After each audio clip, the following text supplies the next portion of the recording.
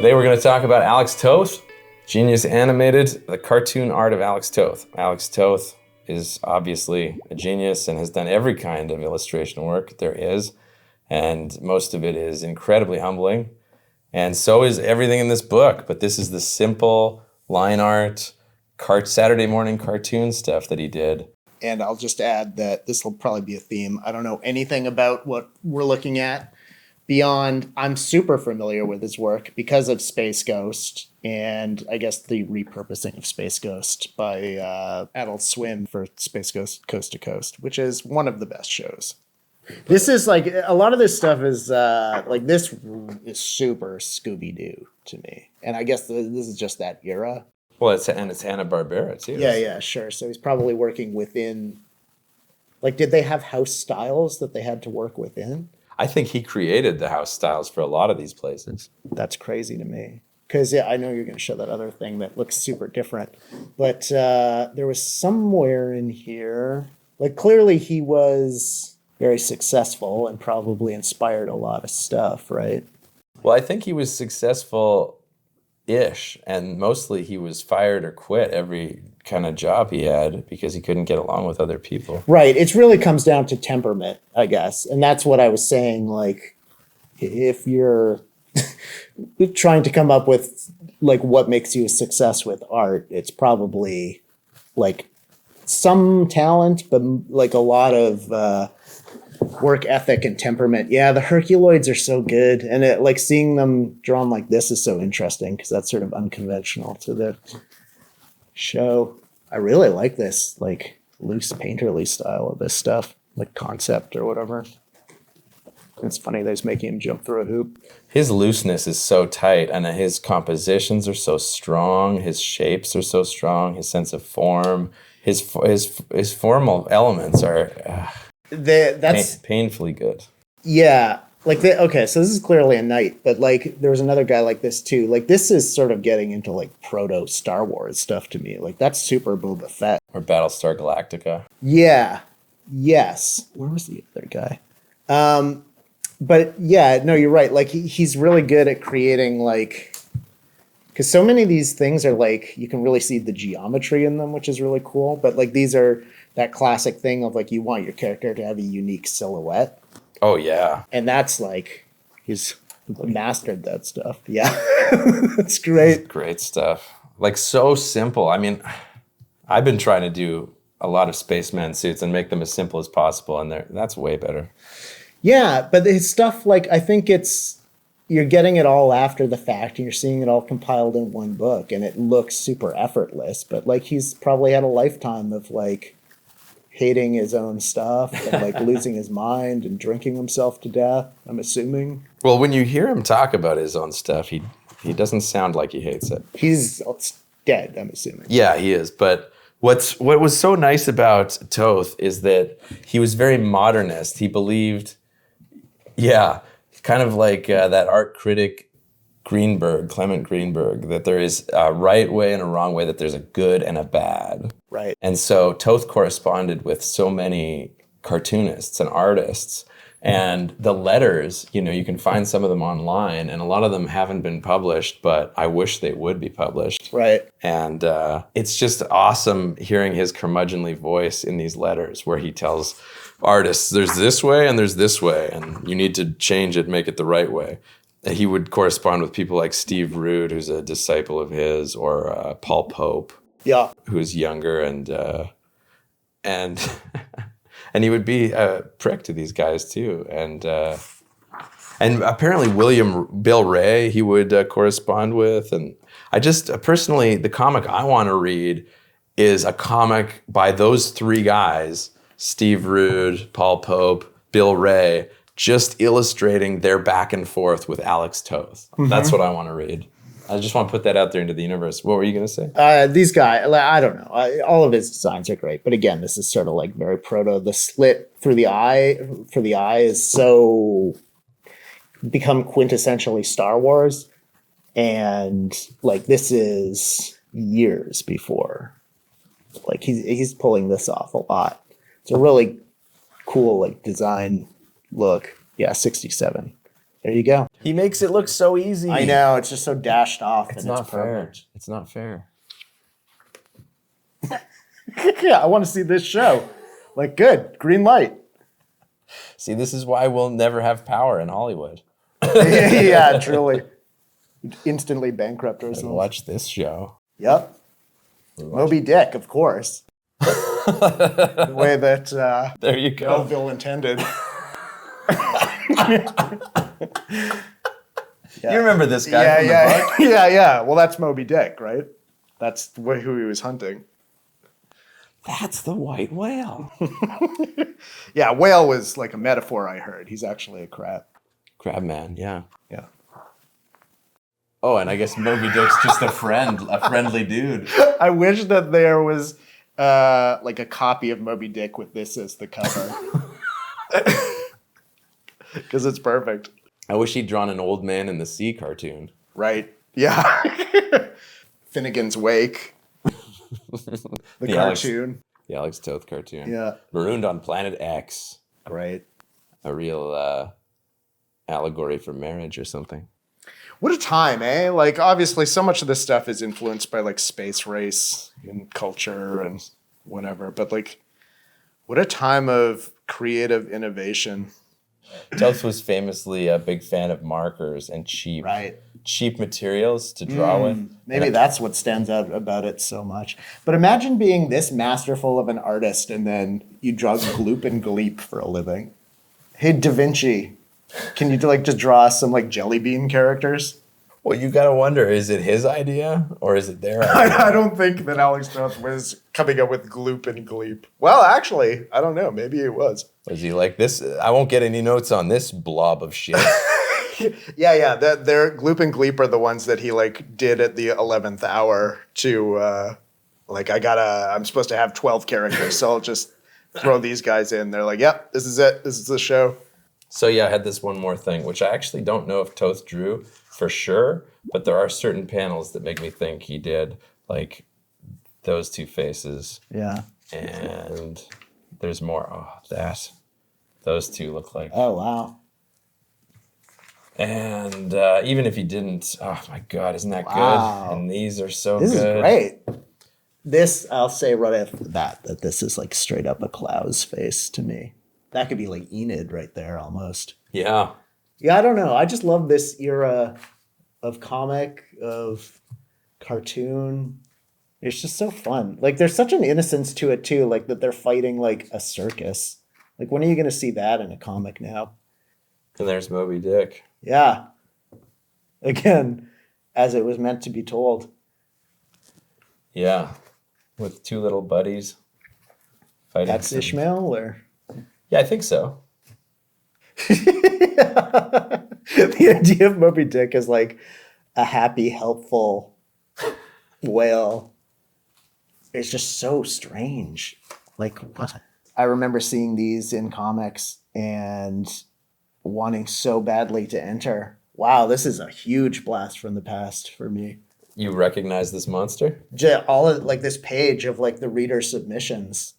Like, yeah, wow. I completely forgot about these things. I actually think I do remember this guy. So how do you think they did this? Because it's clearly been redrawn by somebody who's looking at the kid art and then making it reproducible for the comic. Yeah. And they're, I guess, drawing it in ink and then also coloring to approximate what? Markers? Probably. I mean, it's probably all kinds of media, right? Sent in. Like, there's probably crayons and all kinds of stuff. I have to assume they were pretty faithful. Yeah, they do look childlike, but they all look like the same because of the black outline and the coloring. It'd be funny to think that, like, these are like, you know, Frank Miller is sending something in and then they're retrying it to look like that. They're just really bad at drawing. Yeah. The Mighty Mightor. This is the old Hercules or Adam, Prince of Eternia deal, where you turn from this poor guy with huge pecs into this giant guy with huge pecs. Mm-hmm. And very boyish, like to very not boyish, masculine hero. I guess that's the fantasy. It's the Shazam thing. Yeah, it's a super The power popular fantasy. conceit. Yeah. Yeah, it's being a kid and turning into, it's big too, right? Like Right. it's just turning into a grown-up, getting the girl and like beating up bad guys, flying around.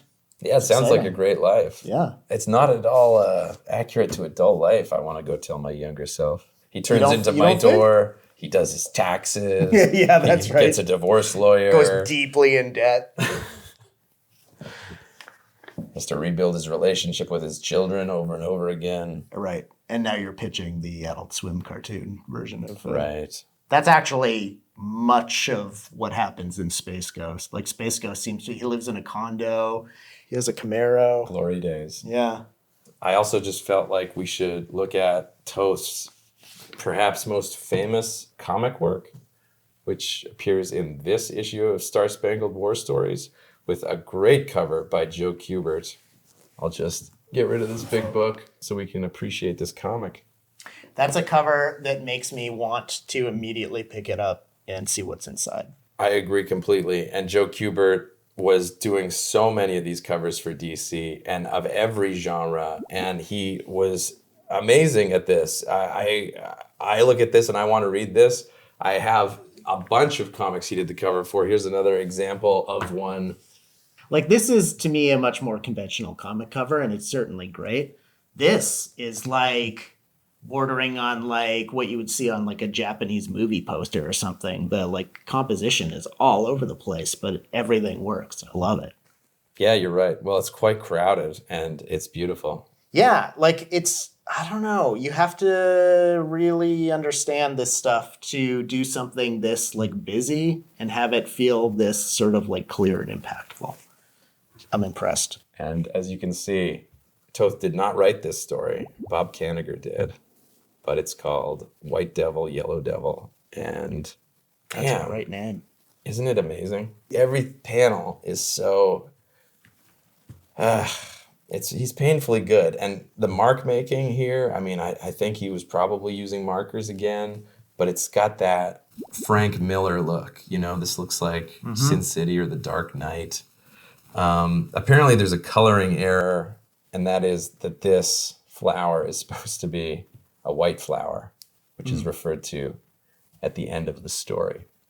Okay. So That's a pretty big mistake, though. well, it's an ironic ending because he's buried next to the white flower that he's next to at the beginning. Right. And a lot of these stories, these war stories, like Harvey Kurtzman has a bunch of famous war stories that he illustrated, and all those EC guys did a lot of these war comics, which I've only read recently because when I was a kid, I wasn't really interested in any war stuff. But the stories are almost all the same, and they are like two young people fighting and having to kill each other, and then realizing that they're very similar. Yeah. And then it's just the sadness and tragedy of war. And here we have these two guys have this fight in the night. The color, I think, is beautiful. Yeah, it is. And the suspense and the tension, the physicality, and to be able to draw something like this, The color is really lending to the art, which I don't know that that's like in this period necessarily happens that much, but it's like really telling the story here. Isn't it? Yeah, it's really like spooky. And this revelation here, you're just a kid. Yeah. He realizes he's got his hand over the kid's mouth. He's got his dagger. He's ready to go. There's the kid. And he's not going to kill him. He's not going to kill the kid. He's going to bandage him up because this is ridiculous. Like, why are we doing this? And then backup comes for the kid. And there goes our hero. Mm-hmm. But now the kid is riddled with guilt, and he must bury the guy. So he buries the guy and gets shot doing it. War is hell. Yeah, and there's the flowers. Right. I see. So they, it's only in the opening that they blew it. The funny thing about these comics is I think in 1972 comics were for children. So I imagine being 12 and reading this and thinking, damn. Yeah. This seems like the kind of thing that if you're a kid reading it, it would probably stick with you. And it's probably so advanced for what you're intended to be reading that, I don't know, like in a way, maybe this is exactly what kids should see. There's a little bit of cognitive dissonance of like this horrors of war paired with like bulk up, weakling. I love that kind of thing though. Yeah. These This feels like very representative of the time. Well, I don't know. This is really amazing. This sticks out to me as being really powerful in the way that it's showing and not telling. Absolutely. I mean, Toth as a cinematographer, as a director, like that's ridiculous. I know.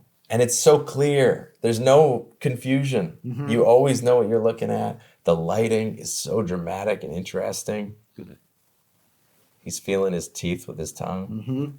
This looks like something like right out of Raiders of the Lost Ark or something to me. Like I could see how Spielberg or somebody would be very influenced by this kind of stuff. And the last thing I have for the Toth piece is right here. Little piece of Toth art that I got my hands on, and I love it. I just love it. It doesn't surprise me that he's drawing right to pen. Again, it's just amazing how much is communicated with so little. He's the master minimalist. Yeah. This kind of stuff looks like, not to continuously go back to Star Wars, but it reminds me of like Ralph McQuarrie kind of framing composition. And I love that old man's face. Yeah, definitely expressive. And a little silhouette and the landscapes. Man, the landscapes, so clear. Yeah, it's really cool. So when did you get into Toth? Like, how did you sort of find out his reputation and all this? Because like I said, I know him through Space Ghost, but that's like barely knowing him. The first Toth comic I got was like at a flea market, and it was the Black Hood. All I wanted was an Image Comics, and I just wanted to draw like Rob Liefeld combined with Todd McFarlane, combined with maybe Jim Lee. And I saw this Toth comic, this Black Hood, and I thought, well, it's only 50 cents or whatever. I'll pick this up because the character design is kind of cool. And I thought, this is a no-name artist, like on a no-name book. And I thought, you know, this is actually pretty good. And maybe I would just draw like this, but better. Sure. Yeah. And I was 12. Yeah. And I tried copying some pictures from it, and I just realized, oh shit, this is actually way harder. Yeah. Imagine that. Than the really stiff characters of Rob Liefeld who move like action figures, and these Toth characters who walk with body language. Yeah, they look real. Do you think he's drawing from reference for a lot of this stuff? Because like these kinds of things, and like the dude feeling his tooth thing. Yeah, there's parts where it looks referenced to me, like maybe the tooth, but that kind of looks referenced to me. And this, but I don't know that to be true because the guy's so fucking good. I would believe that he doesn't need reference. Right. But then I feel like if you did this without reference, I mean, you're just amazing. Like I would be referring to something to draw that. But no, of course, because this takes it like to the next level of you're not just like making art, but you're also like conceptually thinking the character through and like their physicality and stuff like that. Well, he's doing the acting, which is normal and a good cartoonist should do, but it's beyond that. It's like it's mixing such observation with acting. Like this man is old. You can get a lot just from that moment. You know, reminds me of my dad as he was aging. You know. Anyway, let's move on. This is a good ad. Any of these ads. Really. They just appeal to me. And again, this is probably some like great artist that you don't even realize they did some stupid Mattel ad. But like who sat around drawing all this stuff? It's all good. Like, I mean, in a way, it's like these kinds of ads are one of the most memorable things of comics to me. Absolutely. And it's just some nameless artist. So much stuff about just becoming some like macho He-Man. Well, they know their audience. Yeah. I guess it's like so much of comics is like preying on insecurity. I guess so. It's kind of a bummer. It is a bummer. I wonder sometimes if I had just been like reading the Bible instead of reading comics, I think I'd just be a very religious person. Right. I relate to Dan Klaus's books like David Boring as far as looking for deeper meaning in this pulpy shit. They should have put like pages like this in the Bible. That would have been hitting the right audience, I think.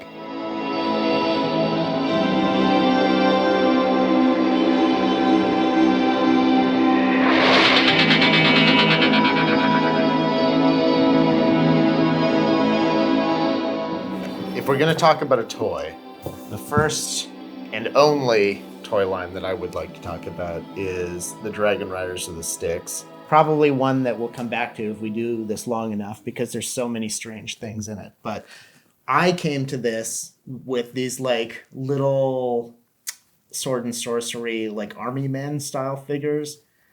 You can, I think at the time you could buy these like just bags full of them. I remember getting 2 full bags of like 100 each. So I had 1 million of these all of my life, like kicking around.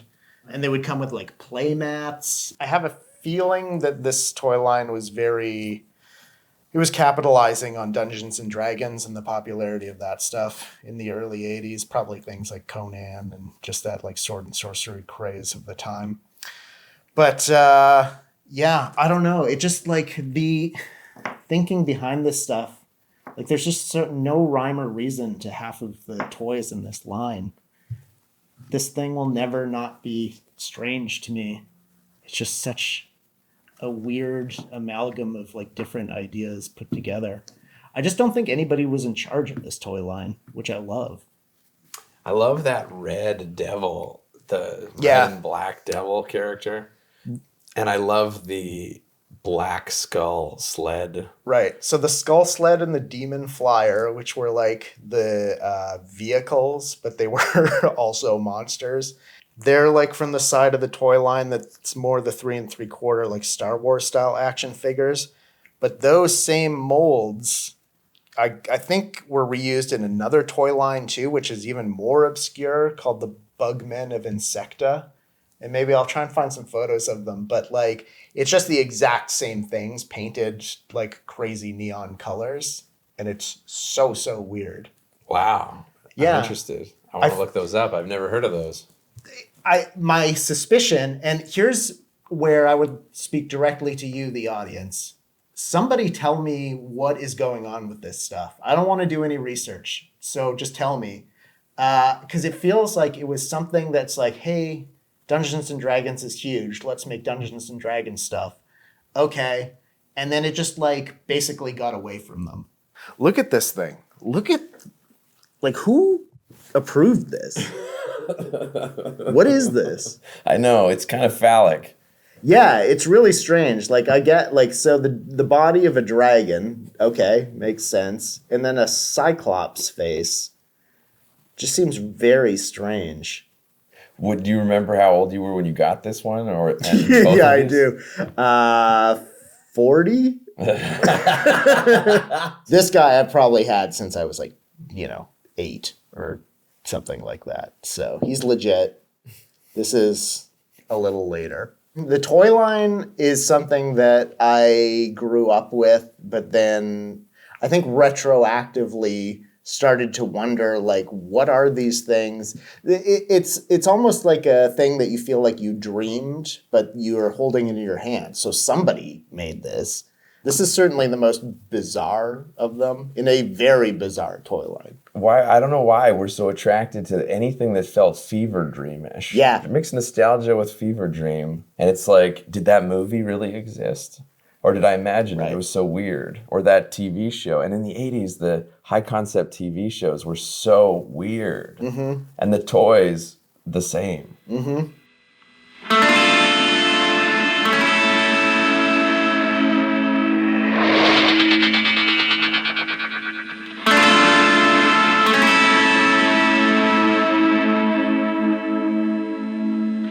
So I'll be super brief with these because I don't know that people will even care. But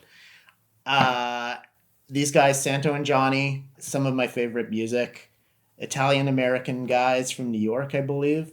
It's really beautiful instrumental music, lap steel centric.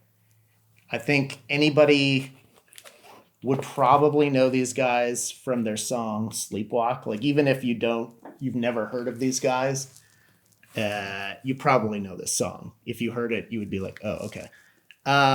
This is their first album. It's great.